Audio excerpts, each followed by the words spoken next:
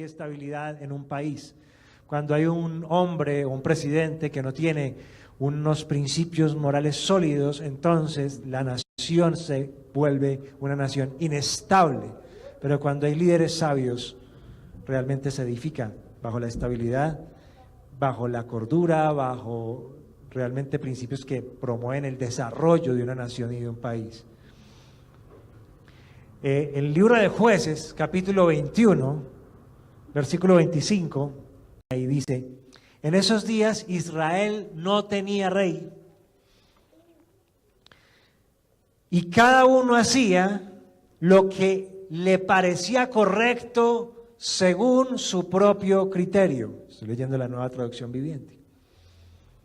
La Reina Valera del 60 dice que cada uno hacía lo que bien le parecía. Cuando no hay alguien que se levante con autoridad, con carácter, para decir lo que se debe y lo que no se debe hacer, la gente tiene la tendencia a hacer lo que bien le parecía. Eso es una forma elegante de decir otra cosa. Hacer lo que bien le parecía. Y en la Nueva Traducción Viviente dice: cada uno hacía lo que le parecía correcto de acuerdo a su propio criterio. O sea, cada quien le pensaba como quería pensar y actuaba como quería actuar. Entonces era una nación de anarquía, una nación donde no había orientación, donde no había consenso, no había realmente una meta como nación o como pueblo a la cual se le debía apuntar. Nosotros los seres humanos tenemos un corazón corrupto por naturaleza, por lo tanto necesitamos conocer los principios de Dios. Y cuando un líder o cuando una persona que pretende liderar, ya sea su casa, ya sea su familia, ya sea el lugar en donde trabaja, cualquier área donde quiera liderar, si no tiene criterios, conceptos, principios, valores, ética, vida moral que venga de Dios, porque hay una vida moral que viene revelada por Dios y otra que es inventada por la gente. ¿Sí me va a entender? Hay gente que quiere pensar como quiere y otros que simplemente aceptan la revelación de Dios. Ahora, la revelación de Dios no se acepta simplemente porque simplemente se acepta. La revelación de Dios se acepta porque hay razones para aceptarla. Los mandamientos de Dios tienen fundamentos y tienen razones sólidas para creer en ellos. Si usted obedece un mandamiento de Dios, aunque usted lo obedezca simplemente por obedecerlo sin saber por qué lo obedece, usted va a ser bendecido. Ahora, si usted quiere razones para saber por las cuales debe obedecer esos mandamientos, si usted busca razones, usted va a encontrar que realmente Dios tenía razón cuando prohibió muchas cosas que Él prohíbe en la Escritura, que muchos detestan, que muchos no quieren aceptar. Pero hay muchas cosas que Dios realmente quiere para nosotros que son beneficiosas para nosotros. Entonces es importante entender estos principios del liderazgo. Entonces nada ocurre positivo o negativo si no hay un liderazgo. Segundo, el liderazgo hablamos de que es influencia. Influencia. Alguien dijo: el que cree estar guiando, pero nadie lo sigue, solo está dando un paseo. Escucha esa frase. El que cree estar guiando, pero nadie lo sigue, solo está dando un paseo. Porque solamente las personas que están siendo seguidas por otras son aquellas que se les puede considerar líderes. Liderazgo es influencia, liderazgo es de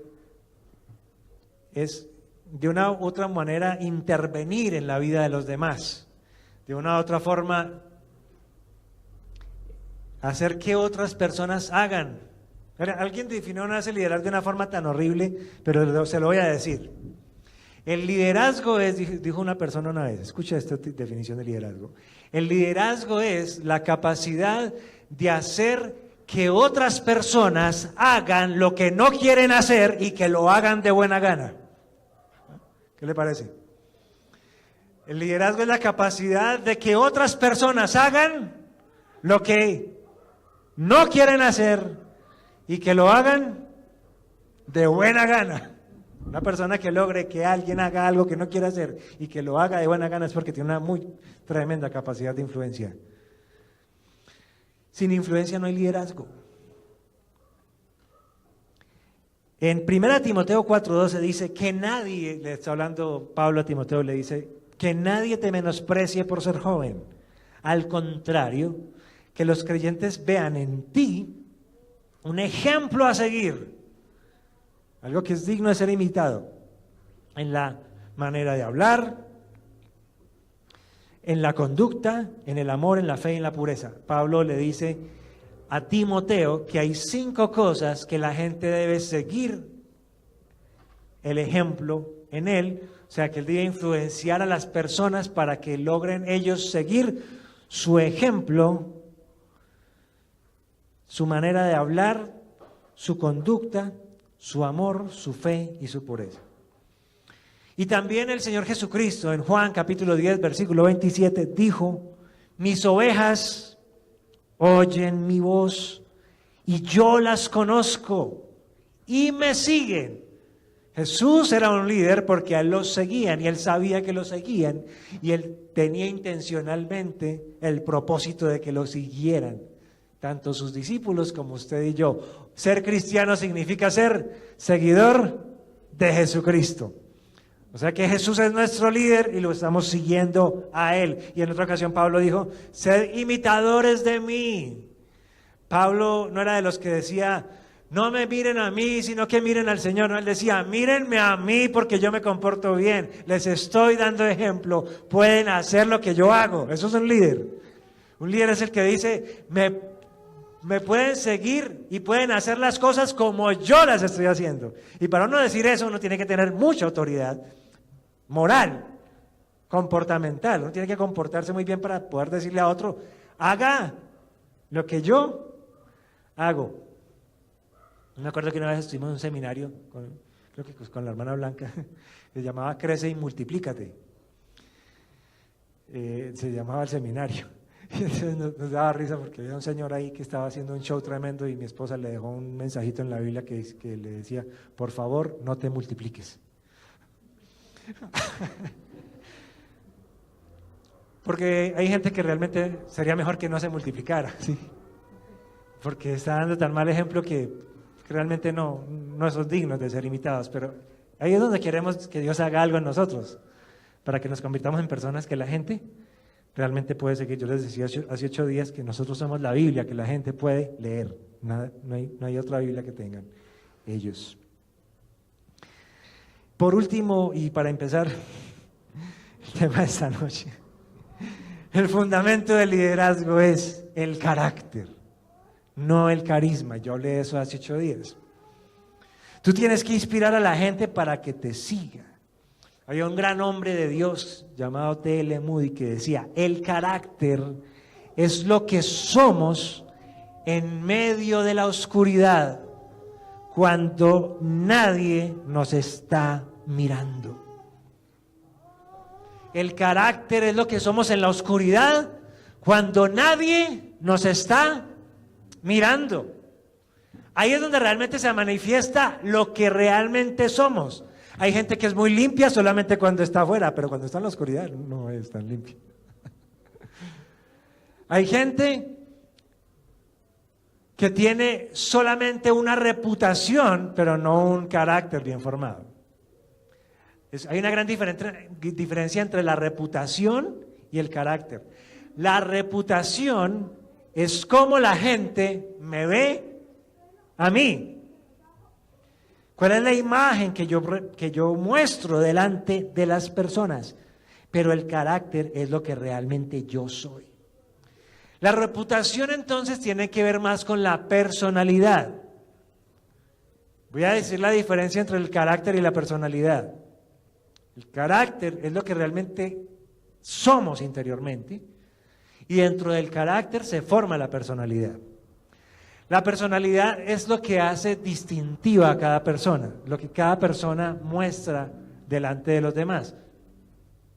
De ahí vienen unas distinciones que algunas personas han hecho, que hicieron más bien desde hace muchos siglos, algunos filósofos que dijeron que nosotros teníamos varios tipos de personalidad. Dentro de ellas está la sanguínea, la colérica, la melancólica y la flemática. ¿Sí? Esos son muestras de la personalidad, que son distintivas de cada uno. Jesús tenía una personalidad, el apóstol Pablo tenía una personalidad, Pedro tenía una personalidad, pero a todos Dios lo usó con esa personalidad. O sea, Dios a ti no te va a cambiar de alguna manera tu personalidad, va a seguir siendo la misma. Pero el carácter sí te lo va a cambiar. El carácter sí te lo va a formar el Señor, porque es lo que tiene que ver con lo más profundo de tu ser interior.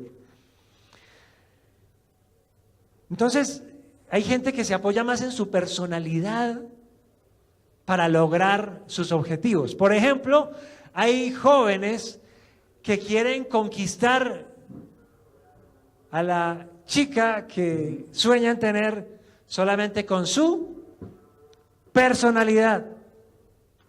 La personalidad hará que ella se sienta atraída por ti. La personalidad hará que ella se sienta con deseo de estar contigo. Pero el carácter será lo que hará que ella esté contigo hasta que te mueras. ¿Sí estuvo claro lo que dije? La personalidad es lo que hace que usted pueda simplemente conquistarla de momento. Pero el carácter hará que tú logres que ella esté contigo hasta que te mueras. O sea, vas a poder casarte con ella, estar con ella todos los días hasta que te mueras. Eso es carácter. Tus dones y tus talentos no son lo suficiente. Necesitas, aparte de dones y talentos, formar tu carácter, porque los dones y talentos pueden destruir en un momento dado tu vida si no están acompañados del carácter.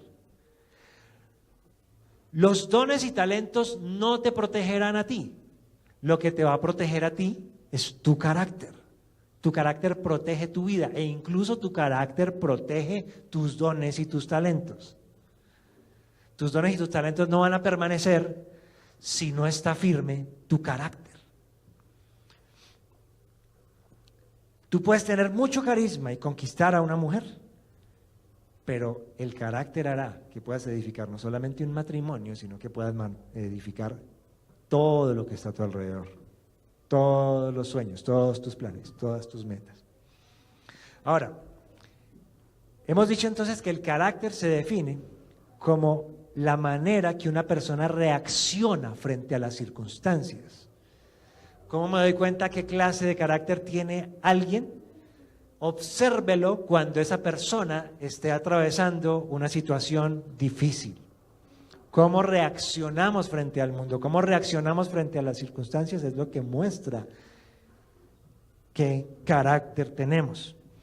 El carácter es el asentamiento moral de una persona. Yo que para eso quiero leerles algo que les ilustre un poco el carácter, cuando es el carácter negativo en la Biblia. Y vamos a leer, por favor, 2 de Timoteo, capítulo 3, versículos 1 al 5.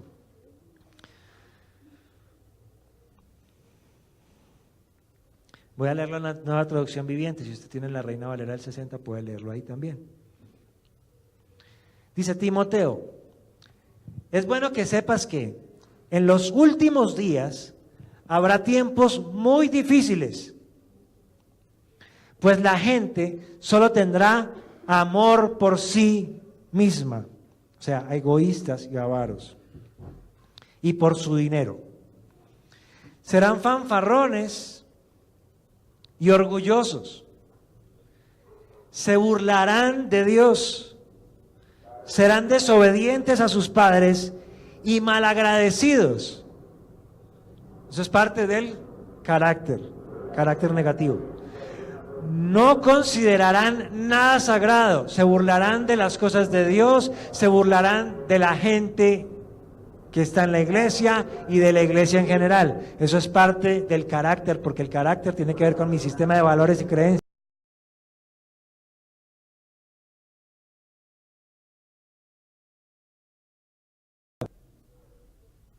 No sé si se acuerda cuando usted era niño y usted amarraba al gato, bueno, algo así. Eso es crueldad, ¿sí?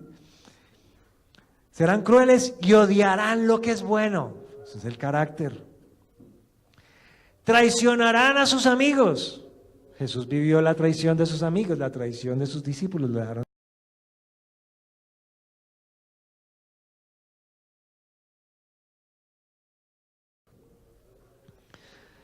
Serán imprudentes. ¿Ha visto gente imprudente?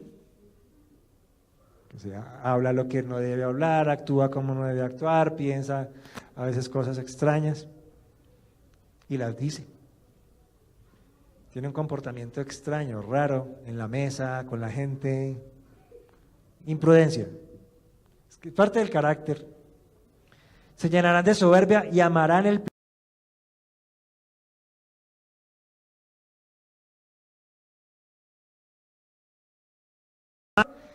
mismo en el trabajo, el mismo en la iglesia, el mismo cuando se sube al púlpito, el mismo cuando se baja del púlpito.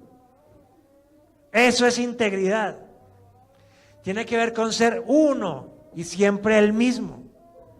Por eso en el Antiguo Testamento decía: oye, oh Israel, el Jehová el Señor, creo que es Deuteronomio 6:4, que dice: el Señor uno es, Él es el mismo. También dice Hebreos 13:8, Él es el mismo ayer, hoy y por los siglos. Él no cambia, Él siempre es el mismo. Y siempre uno puede más o menos determinar cómo Dios va a actuar, cómo Dios va a reaccionar. Cuando una persona tiene carácter, es una.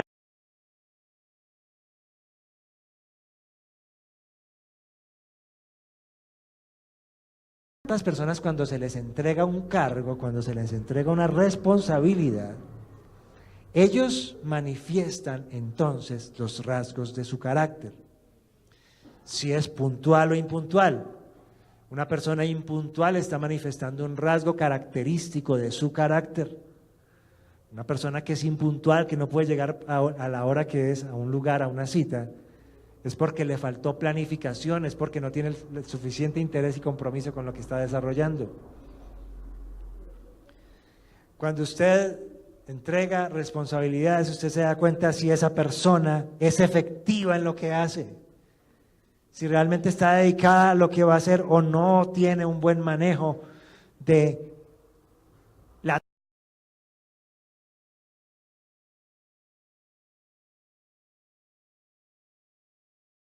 Usted no se involucre en absolutamente nada de la iglesia, nosotros no vamos a tener ni idea quién es usted.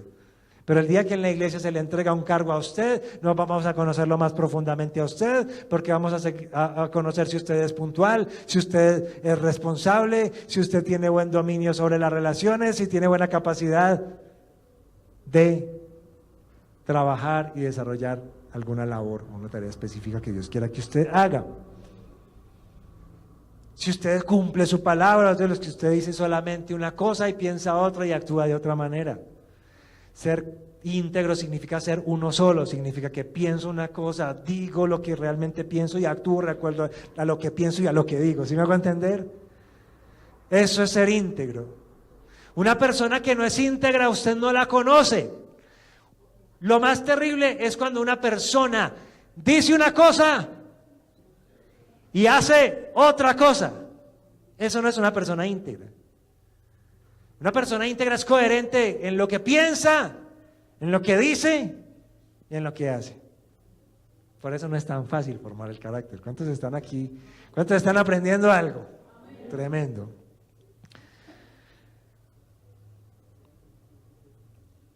Quiero hacerle una pregunta.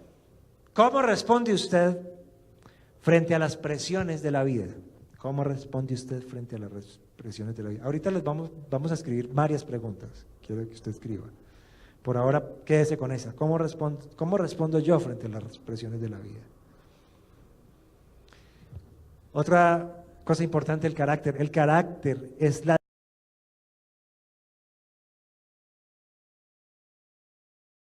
haber mantenido sus principios hasta el final. Una persona de carácter entonces se encierra a sí misma en la cárcel de sus propias convicciones. Ahora, la pregunta es, ¿cómo desarrollar un buen carácter? ¿Cómo desarrollar un buen carácter? Antes de entrar al cómo yo desarrollo ese buen carácter, yo quisiera hablar un poquito de la clase de persona que era Jesucristo, Jesús. ¿Jesús era un hombre de carácter o no? Jesús fue el hombre ejemplar en el carácter. Yo creo que no ha existido, bueno, de hecho, eso es lo que dice la Biblia. No ha habido en la historia de la humanidad un hombre que haya tenido un carácter tan formado, un carácter tan santo, un carácter tan maravilloso como el carácter de Jesús. Mira, Jesús fue un hombre que aprendió a ser sumiso a la voluntad de su Padre. No fue un hombre que, a pesar de ser Dios, quería tener autoridad o que se note en algún momento que haya tenido algún conflicto con su Padre. Jamás tuvo ningún conflicto con el Padre. Ni siquiera cuando iba a morir. Dijo: Padre, si es tu voluntad, quita de mí esta copa, pero no se haga lo que yo quiero, sino lo que tú quieres. Tenía un ejemplo total de sumisión y obediencia a la voluntad de Dios. Eso forma el carácter. Aparte, el carácter de Jesús era un carácter amoroso. Nadie ha manifestado tanto amor en el mundo como Jesús.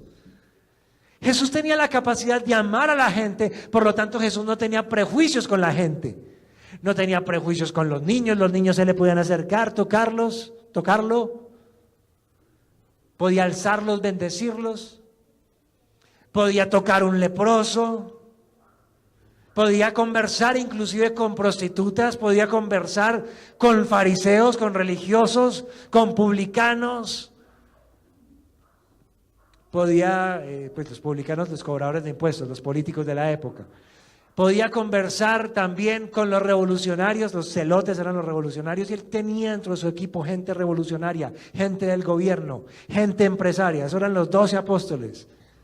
O sea, Jesús manifestó un amor increíble por todo el mundo, y para amar a todo el mundo se requiere de un carácter transformado por Dios, porque nosotros no tenemos un carácter en el que podemos aceptar a todos en la condición en que lleguen a la iglesia, sino que hemos tenido una actitud de rechazar de plano por estereotipos, por formas de pensar, por formas de vestir a la gente de afuera, y por eso la iglesia cada vez es más sectaria, más encerrada. Y necesitamos una iglesia que impacte a la gente, porque ese fue el ejemplo de Jesús. Una iglesia de carácter es una iglesia de amor. Oración. Jesucristo era un hombre de oración. Oraba demasiado. Tanto en calidad como en cantidad, porque Jesús a veces hacía oraciones cortas. Jesús a veces no necesitaba estar orando 3 horas para obtener respuesta por algo. ¿Cuánto tiempo oró Jesús para liberar al endemoniado gadareno?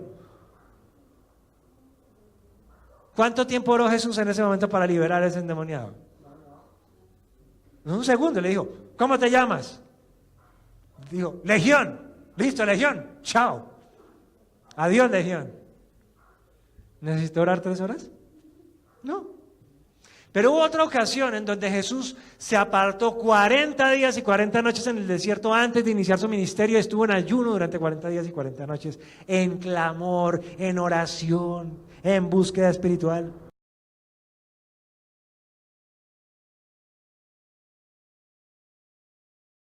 Ha sido mucha gente que es realmente espiritual. Mira, a mi iglesia han llegado personas, hombres, por ejemplo. Conozco a uno que llegó a mi iglesia, que sé que tiene un llamado, que sé que es un hombre espiritual, pero con esa mujer que está casado nunca va a poder desarrollar su ministerio, lo que Dios tiene para él. Y así mismo conozco mujeres que se casaron con unos hombres porque sencillamente no tenían una profunda comunión con Dios antes de tomar una decisión tan delicada como esa. Y mire, y para no dejar esto así al aire, porque usted va a quedar un poco confundido si yo no digo algo más, es que aparte de eso, aún casándose bajo la voluntad de Dios, va a tener que ser muy espiritual y seguir orando para que esa cosa funcione, ¿oyó?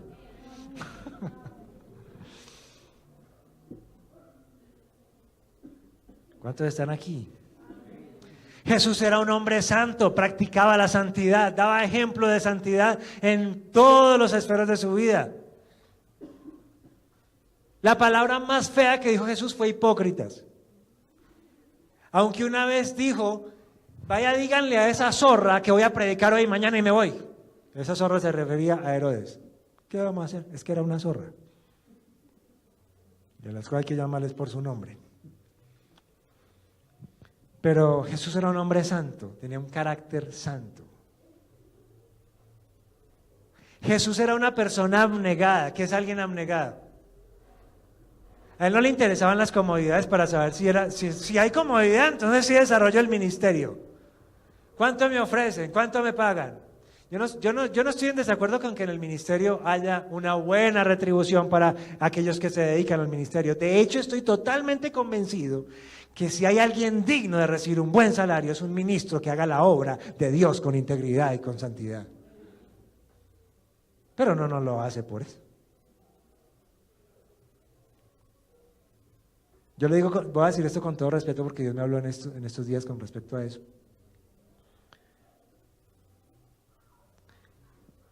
Hay personas que están buscando que le abran agenda en las iglesias. Y la verdad, hermanos amados, uno no debe ir de iglesia en iglesia buscando ver dónde me abren agenda para que me dejen predicar. Yo no veo así ni a Pablo, ni a Pedro, ni a Cristo ya comunicándose por el WhatsApp ahora mi agenda ya para ver dónde me invitan. Yo creo que eso no era lo que hacían ellos. Con todo el respeto y el amor que se merecen algunos, ¿sí? Porque yo estaba orando en estos días porque ¿a quién no le gustaría viajar? A mí también, a mí me gustaría viajar por el mundo. ¿A quién no? Pero el día que yo vaya a algún lado, que sea porque Dios me lleve y porque yo tenga algo que ir a aportar o porque tenga unas personas que ir a restaurar, nada más. Y que sea Dios el que me decida a dónde voy y a dónde no voy. ¿Cuántos están aquí? Ay. Sigamos mejor. Abnegación. Enseñanza. Jesús era un hombre que sabía enseñar, tenía doctrina. Jesús no era una persona que de un momento a otro le dio por ir a salir con cualquier disparate. Jesús sabía lo que enseñaba, tenía preparación académica, tenía preparación intelectual. Aunque nunca se dice que Jesús haya estado estudiando con ninguna escuela de la época. Pero Jesús tenía una enseñanza que ha trascendido en la historia hasta el día de hoy. Y nadie ha enseñado, ni Sócrates, ni Platón, ni Aristóteles, con toda la revelación que posiblemente hasta de Dios pudieron tener ellos sin ser cristianos, llegaron al nivel que Jesucristo tuvo al enseñar. Eso también es parte del carácter. Tenía compasión. Jesús era una persona compasiva, no solamente era alguien intelectual, sino que tenía misericordia de la gente. Jesús era un hombre que sabía de la justicia, de la equidad. Sabía realmente lo que era la justicia y la equidad, aunque en algún momento él dijo: ¿quién me ha puesto entre vosotros como juez o partidor? Yo no he venido para eso. A pesar de todo, sabía de justicia, sabía de perdón. Era experto en perdón y tocar las fibras más internas del corazón de la gente, cuando los hacía llegar a tener fuertes catarsis y sentimientos profundos de arrepentimiento, como por ejemplo cuando María Magdalena llegó arrepentida a sus pies y lloró sin que le dijera una sola palabra, porque ella se sintió perdonada, no se sintió juzgada. Perdón. Cuando Jesús murió en la cruz dijo: Padre, ¿qué? Fulmínalos de una vez a estos miserables que me están clavando aquí.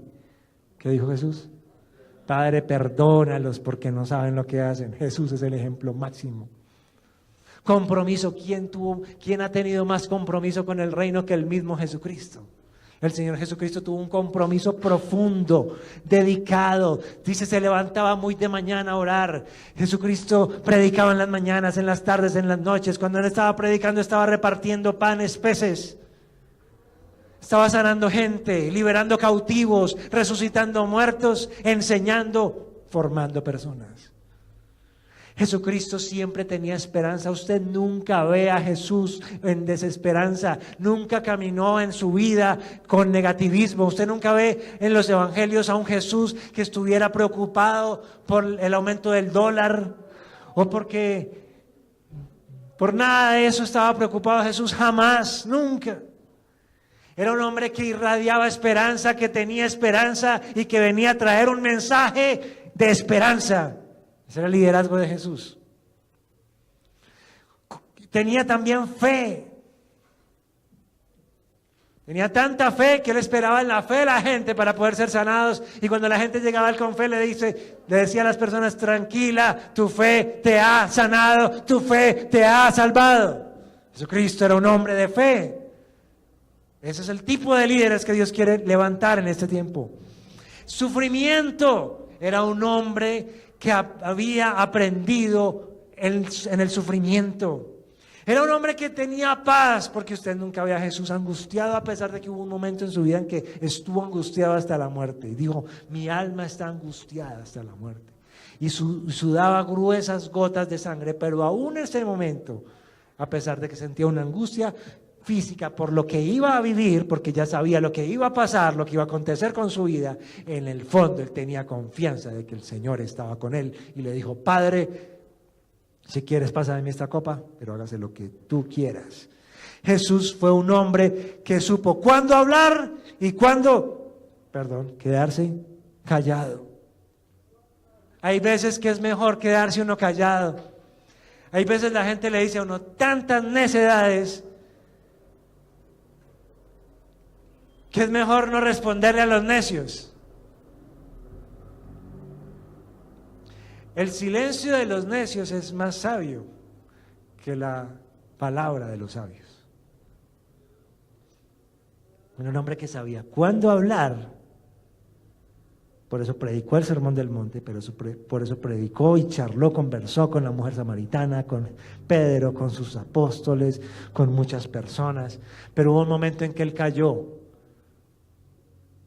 Amado hermano, hay que saber cuándo hablar y cuándo callar. Prudencia. Jesús fue un hombre así. Vida dinámica. Jesús tenía una vida dinámica. Increíblemente Jesús no tenía una vida tan tranquila y apaciguada como nosotros nos imaginamos. Siempre tenía una agenda apretada, tenía una agenda llena de compromisos, pero que parecía que no fuera una agenda. Era parte de la dinámica natural de su vida, hacer lo que él ya sabía que tenía que hacer. Determinación. Jesús era un hombre determinado, sabía quién era y para dónde iba. Le pregunto a usted, ¿ya sabe usted para dónde va? ¿Tiene usted determinación en algo? Hay gente que piensa tanto para hacer una cosa y está bien pensar antes de actuar. Hay gente que debe aprender a pensar y a no ser tan lanzado y atreverse a hacer cosas sin pensar, pero hay otras personas que lo piensan tanto que se quedan toda la vida pensando en hacer algo. Piensan, la vida se les ha pasado pensando en algo que nunca van a hacer y nunca tomaron la decisión de hacer. Defínase de una vez, por favor, por el amor de Dios, decida de una vez qué es lo que va a hacer usted. Como le hacen a uno la pregunta clave, ¿y usted qué va a hacer con su vida, mijo? ¿Cierto? Que tomar decisiones. Jesús era un hombre que tenía determinación, siempre sabía lo que tenía que hacer. Y a mí me gustan mucho los testimonios de la gente. Yo una vez escuché el testimonio de un pastor, un evangelista antiguo, yo no sé si ustedes lo conocieron, pero fue una vez a Pereira, y él contaba la historia de todo lo que le tocó vivir en su casa cuando se convirtió a Cristo y su papá y su mamá lo echaron de la casa por ser cristiano. Y después de años se casó con una gringa y está en Estados Unidos predicando el evangelio, pero permaneció sirviendo. Esa presión no lo sacó del ministerio, porque cuando uno sabe quién lo llamó y uno sabe por qué está en el ministerio, uno sabe por qué está sirviendo a Dios, nada ni nadie lo saca a uno.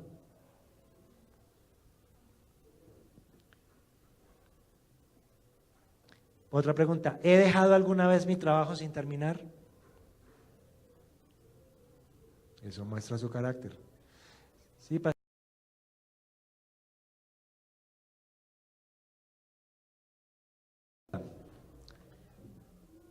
he tenido pensamientos y deseos en mi corazón de irme de la casa o de la iglesia cuando he tenido problemas.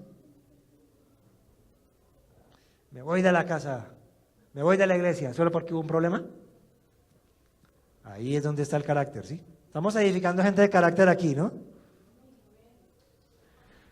Estoy comprometido o entregado a Dios, a mi familia, a la iglesia y a mi trabajo. Hágase esa pregunta. Hay algunos que están muy preocupados con estas preguntas. ¿No? Estoy comprometido, entregado a Dios, a mi familia, a la iglesia, a mi trabajo. Por último, voy a dejar esta como una cuñita. ¿Respeto a mis pastores? ¿Realmente usted respeta a sus pastores? Cuando hay dudas en el corazón, cuando hay dudas con respecto a los pastores, una persona así jamás podrá ser de bendición para la iglesia porque no tiene seguridad del lugar donde está.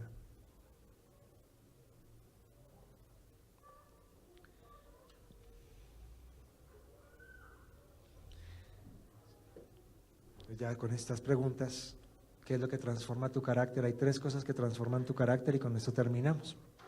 Primera, el sufrimiento. El sufrimiento es lo que transforma tu carácter.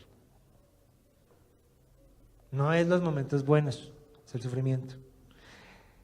En Hebreos capítulo 5, versículo 8 dice, aunque era hijo de Dios, Jesús aprendió la obediencia por las cosas que sufrió. Si Jesús tuvo que sufrir para aprender la obediencia, ¿cuánto más yo? O sea, hay cosas que usted no va a poder transformar su carácter por usted solito, por usted mismo. Dios se va a encargar de transformárselo a usted por medio a veces de sufrimientos que usted va a tener que pasar, que le van a enseñar a enfrentar la vida. Y esa es la mejor escuela. Tanto los cristianos como los que no son cristianos pasan por lo mismo. La diferencia es que nosotros pasamos por los sufrimientos con el Señor. Segunda, lo que transforma tu carácter es tu relación con Dios. Usted no puede cambiar su carácter para convertir su carácter en un carácter cristiano por sus propios medios si no está Dios en usted. No se trata de esfuerzo hacia nosotros, sino de permitir que la obra de Dios se manifieste en mi corazón. Sin embargo, la relación con Dios tiene que ver con transformar mi mente, mis ideas, mi manera de pensar, mi manera de concebir la vida, mi manera de concebirlo todo. Romanos 12:2 dice, y no os adaptéis a este mundo, no os adaptéis a este mundo, sino transformaos por medio de la renovación de vuestra mente, para que verifiquéis cuál es la voluntad de Dios, lo que es bueno, aceptable y perfecto. Y por último, algo que transforma también tu carácter es el conocimiento. Una persona que está bajo la ignorancia seguirá pensando que está actuando bien, seguirá creyendo que está actuando bien, seguirá dando opiniones locas sin saber lo que está opinando. Se necesita gente con conocimiento.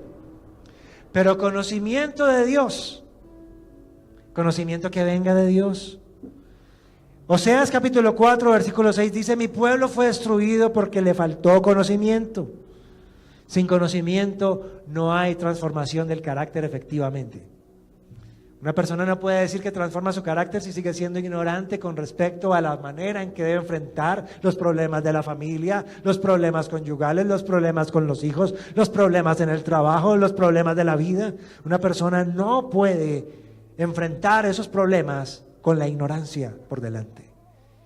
Una persona debe enfrentar los problemas con un profundo conocimiento de cómo se deben enfrentar, de cómo se deben afrontar las dificultades de la vida. Para eso necesitas estudiar, necesitas leer, necesitas capacitarte. Un líder que deja de capacitarse, deja de ser líder. Mi liderazgo llegará hasta el momento en que yo continúe mi capacitación. Y por último, tu carácter, esto ya terminó, pero por último quiero decirles que su carácter no será transformado sin la gracia transformadora de Dios. Esto no es algo que usted lo hace por carga, esto no es algo que usted lo hace porque le toca, esto no es algo que usted lo hace porque no tiene otra alternativa, esto es algo que usted lo hace porque Dios ya lo ha hecho y lo está haciendo en usted. Dios lo escogió por su gracia, no es por nada importante que sea usted ni tenga, sino porque lo aman así como usted es. Amén. Bueno, mis amados hermanos, este fue todo en cuanto a nuestro curso de las 4 marcas de un líder espiritual. Espero que usted lo aproveche al máximo y que pueda poner esto en práctica en su vida. Pero ahorita yo quiero que usted ore conmigo, que oremos al Señor y que le digamos al Señor, Padre, toma nuestro carácter, porque sin tu ayuda no puede haber una transformación total de mi vida. Póngase de pie un momento, vamos a orar. Gracias, Señor, por tu misericordia. Gracias, Señor, por tu obra, por tu llamado, por tu justicia. Padre, te bendigo con todo mi corazón. Yo bendigo esta iglesia, bendigo a todos los que me están escuchando. Padre, ayúdanos a formar nuestro carácter, Dios. Ayúdanos a tener convicciones, responsabilidad, profundidad en ti. Ayúdanos a tener, Señor, excelencia en lo que hacemos. Ayúdanos con nuestro carácter para que podamos ser instrumentos en tus manos, personas que provean soluciones en los momentos difíciles, personas que tengan una respuesta frente a las necesidades que hay en esta sociedad, sobre todo de ti, Señor, de ti, de tu gracia, de tu amor, Padre, de tu sabiduría, de tu revelación, de tu gloria, de tu misericordia, de tu gracia. Oh, Señor amado, quiero adorarte, quiero bendecirte. Adora a Cristo por un momento y dígale gracias, Señor. Gracias, Dios, gracias. Te bendigo, mi Padre, te alabo, mi Señor, y te doy toda la gloria desde hoy para siempre. Y declaro que mi carácter crecerá cada día, y cuando venga el cansancio me darás nuevas fuerzas para seguir adelante en la batalla de la vida, en la batalla de la fe, en la esperanza tuya, en el poder tuyo, porque tú eres el que me ha llamado, y aunque haya sido débil de carácter, tú eres el que está formando mi corazón, tú eres el que está formando mi vida, tú eres el capitán, Cristo Jesús. Tú eres el único que tiene un carácter digno de ser imitado, y yo hoy te miro a ti, te adoro a ti, te amo a ti, me entrego a ti, te doy mi vida, te doy mi alma, te doy mi corazón, mi futuro está en tus manos, tengo fe, tengo confianza, tengo esperanza en ti. Hoy te doy toda la gloria y declaro que tu Espíritu estará conmigo desde hoy y para siempre y por toda la eternidad. Te alabo, mi Cristo, y te doy gracias, aleluya. En el nombre de Jesús oramos, Señor. Aleluya. Amén. ¿Cuántos dicen amén? Un aplauso y un fuerte a nuestro Dios. Aleluya.